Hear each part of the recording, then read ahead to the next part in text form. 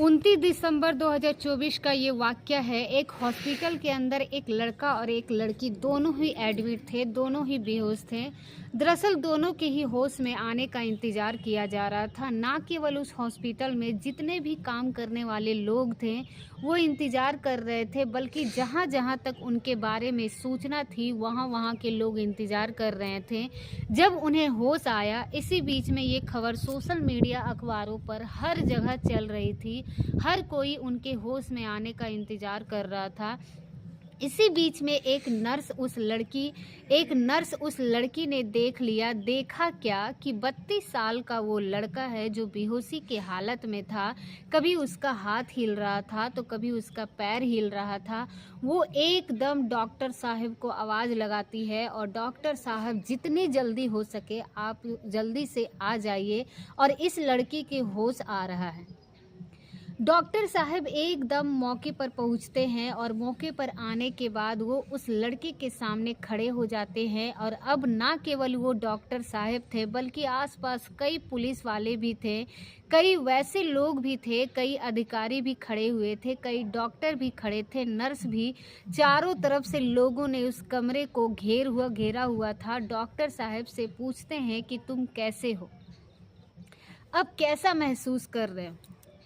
जैसे उस लड़की ने ये कहा जाता है तो वो लड़का एकदम देखते हुए कहता है क्या हुआ। बड़े आश्चर्य के साथ वो लड़का एकदम जब ये कहता है कि क्या हुआ, तब ये पूछता है कि मैं यहाँ कैसे। दरअसल वाकई में उसका सवाल बिल्कुल सही था, जायज़ था कि आखिरकार हुआ क्या है और मैं यहाँ क्यों। दरअसल जब ये कुछ घंटों पहले जिस जगह पर था, उस जगह पर लगभग 181 लोग थे और 181 यात्री होते हैं, और 181 यात्री में से एक लड़का और एक लड़की जो थे वो सुरक्षित बचते हैं। बाकी के जितने भी होते हैं 169, यानी कि 169 सबकी मौत हो जाती है।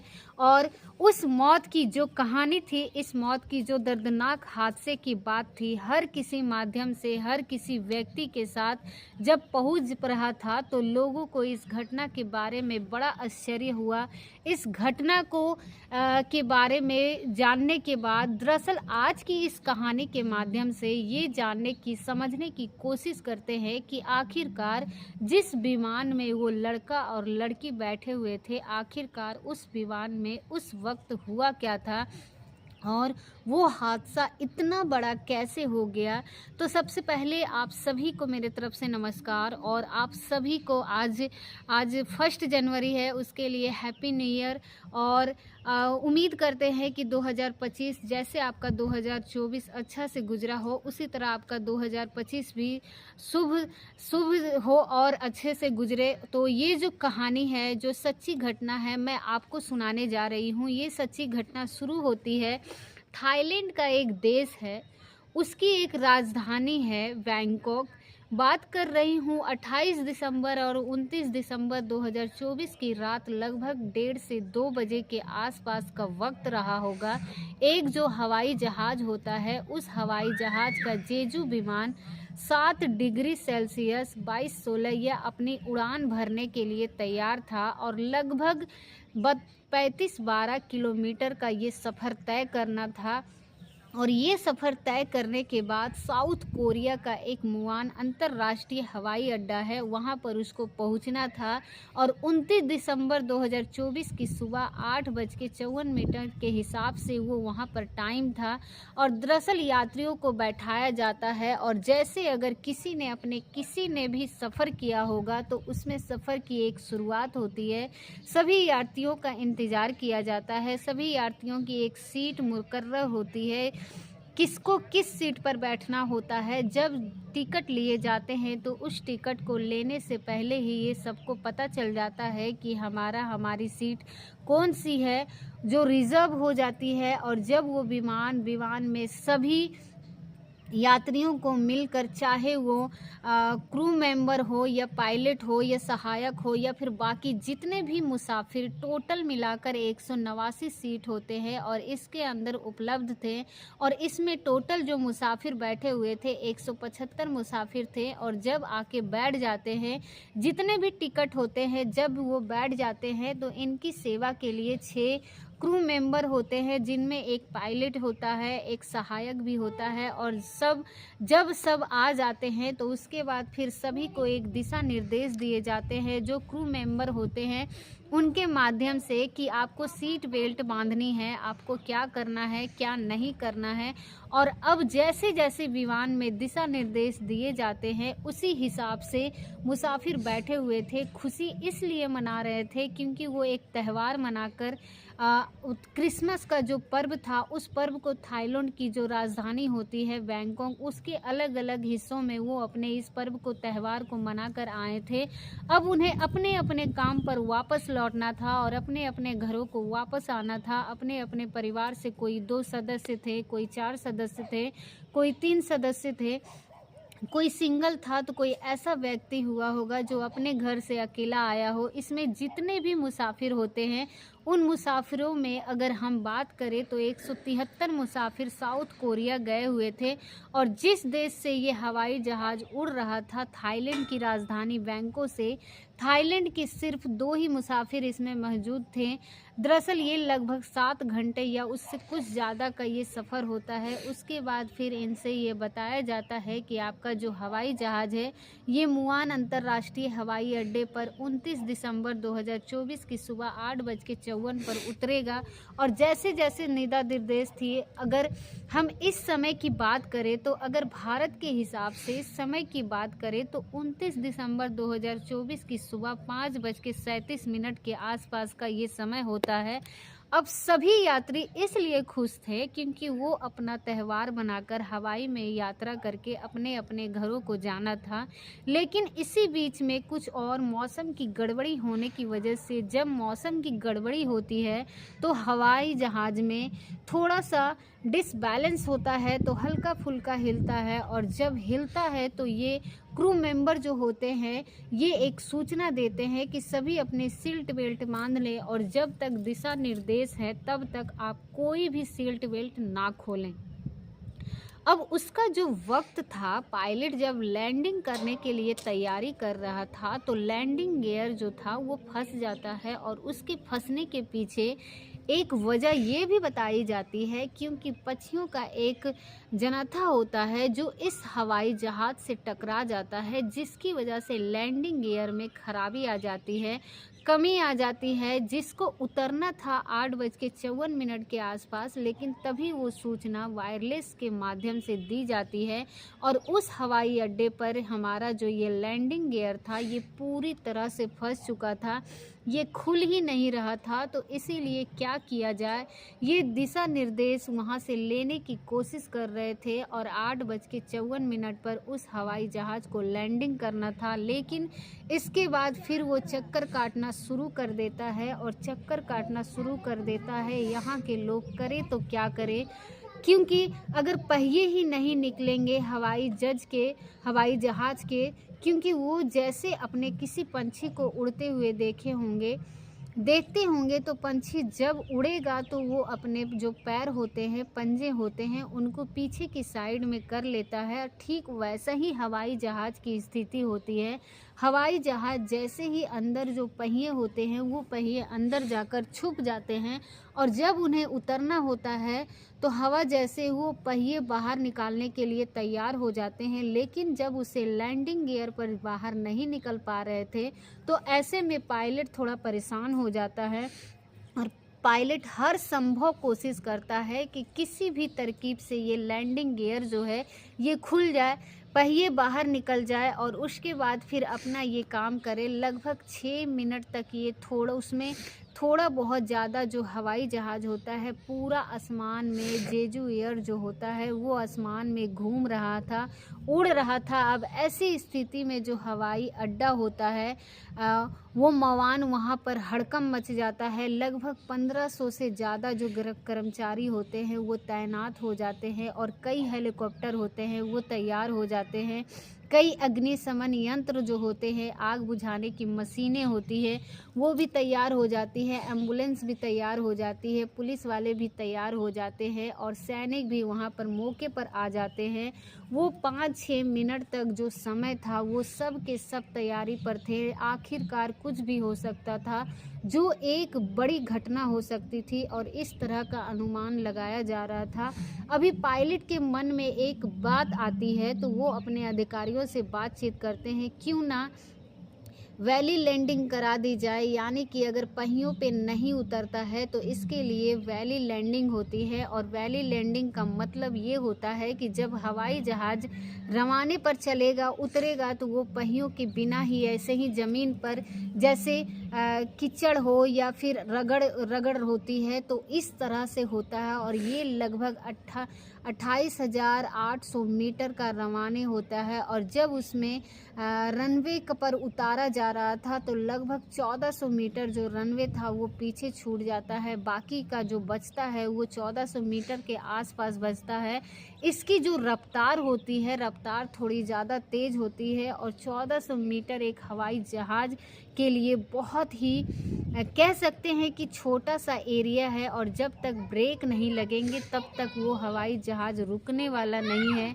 बस गिनती के 1, 2, 3, 4, 5 इतना सेकंड हुए थे कि जितना 5 सेकंड का वक्त लगता है, जैसे ही वो हवाई जहाज़ लगभग 181 क्रू मेंबर सहित मुसाफिरों को लेकर ज़मीन पर रनवे पर वो उतरता है। और उतरने के बाद से जो उसकी रफ्तार है तेज़ होती है और वो बहुत तेज़ी के साथ चलने लगता है। इसके बाद फिर वो बहुत तेज़ी के साथ चल ही रहा था, उसे रुकने के लिए एक जो एयरपोर्ट की दीवार थी उस दीवार पर जाता है और दीवार पर जाने के बाद टकरा जाता है। और ठीक वैसा ही धमाका होता है कि जैसे क्या राजस्थान की राजधानी जयपुर में अभी एक एलपीजी टैंक में रिसाव होने के बाद एक आग का गोला बनता है। और आग का गोला बनने के बाद लगभग 200 मीटर के दायरे में एक बहुत बड़ा ब्लास्ट हो जाता है।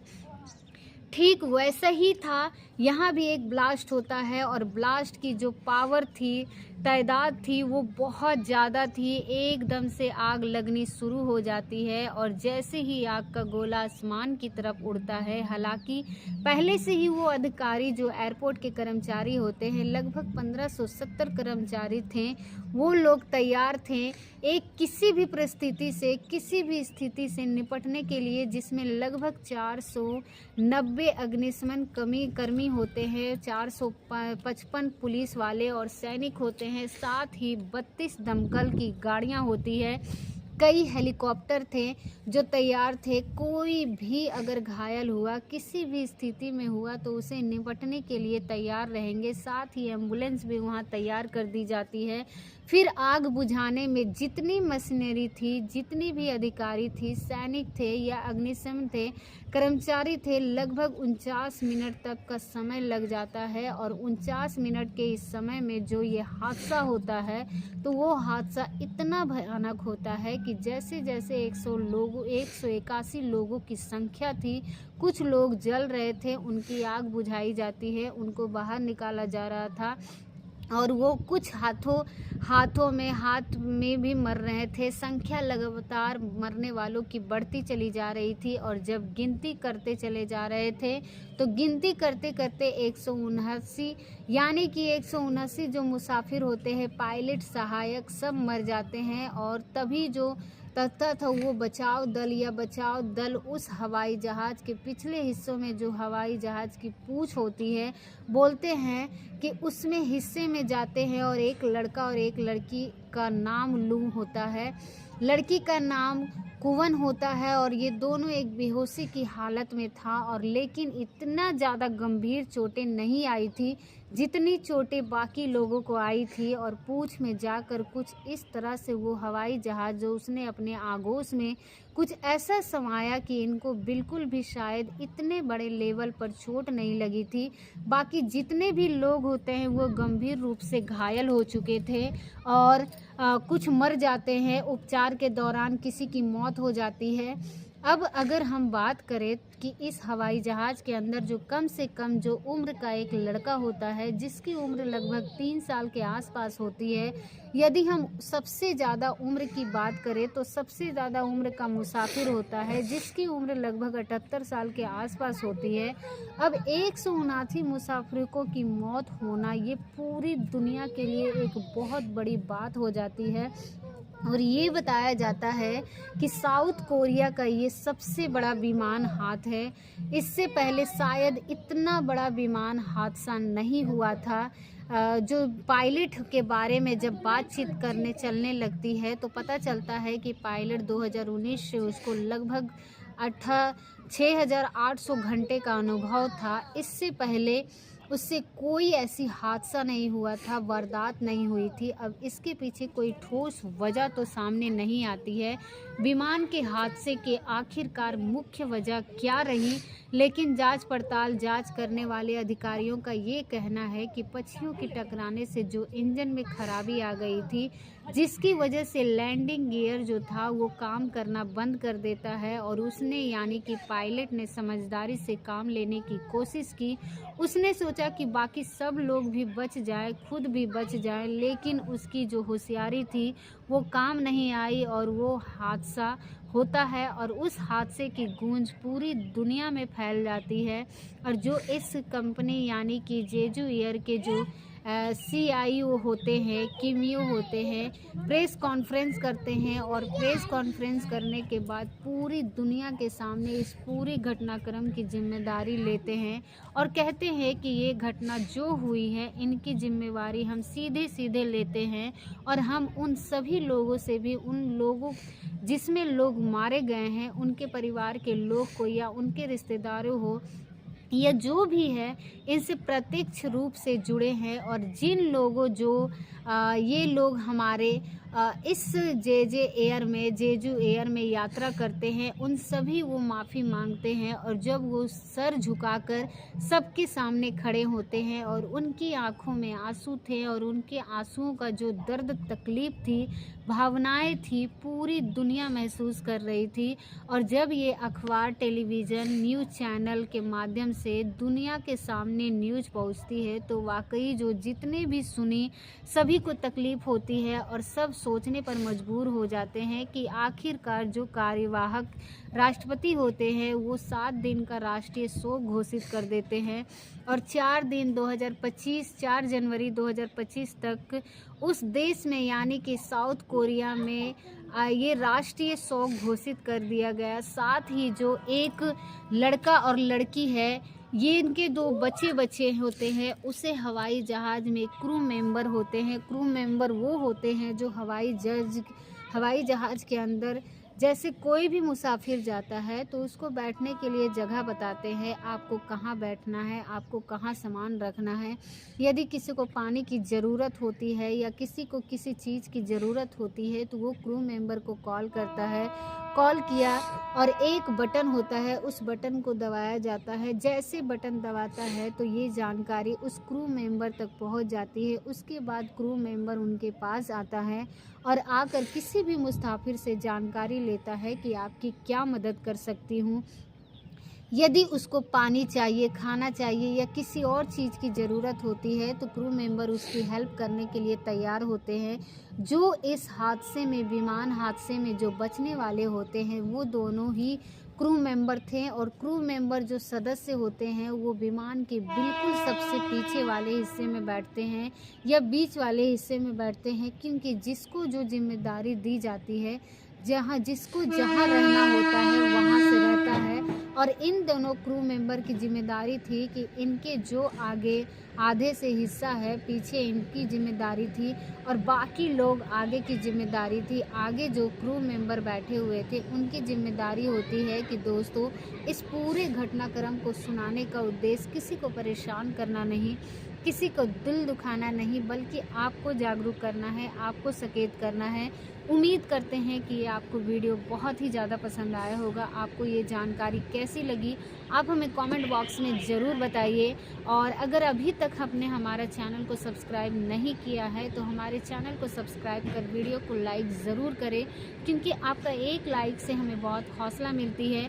और एक बार फिर से आप सभी को मेरे तरफ से हैप्पी न्यू ईयर, नए साल की बहुत बहुत बधाई हो और आपका शुभ मंगल हो। मिलते हैं अगले वीडियो में, तब तक के लिए आप सभी लोगों का बहुत बहुत धन्यवाद।